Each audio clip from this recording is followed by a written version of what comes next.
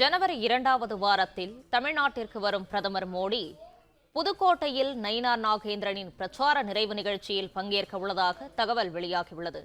இதையொட்டி புதுக்கோட்டை பாலன் நகர் பகுதியில் 60 ஏக்கர் பரப்பளவிலான இடத்தை தூய்மை செய்யும் பணியில் பாஜகவினர் ஈடுபட்டுள்ளனர்.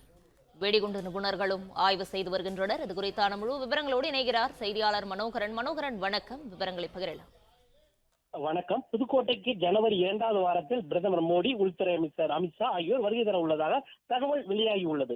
இந்நிலையில் அதற்காக 60 ஏக்கர் பரப்பிலான இடத்தை தூய்மைப்படுத்தி வரும் பாரதிய ஜனதா கட்சியினர் மற்றும் வெடிகுண்டு கண்டறியும் நிபுணர்கள் உள்ளிட்ட 20க்கும் மேற்பட்ட போலீசார் தற்போது பாதுகாப்பு பணியில் ஈடுபட்டு வருகின்றனர். பாரதிய ஜனதா கட்சியின் மாநில தலைவர் நயினார் நாகேந்திரன் தமிழகம் தலை நிமிர தமிழனின் பயணம் என்ற தலைப்பில் தமிழகம் முழுவதும் தற்பொழுது பிரச்சார பயணம் நடத்தி வருகிறார். அவர் புதுக்கோட்டையில் தன் பிரச்சார பயணத்தை நிறைவு செய்ய உள்ளார்.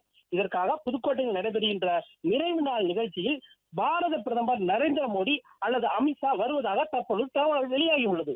இந்த பொதுக்கூட்டம் ஜனவரி 2வது வாரத்தில் நடக்கும் என்று தற்பொழுது கூறப்படுகின்ற நிலையில் புதுக்கோட்டையில் பொதுக்கூட்டம் நடத்துவதற்கான இடத்தை காவல்துறையினர் மற்றும் பாரதிய ஜனதா கட்சியினர் ஆகியோர் தற்போது தேர்வு செய்யப்பட்டுள்ளது.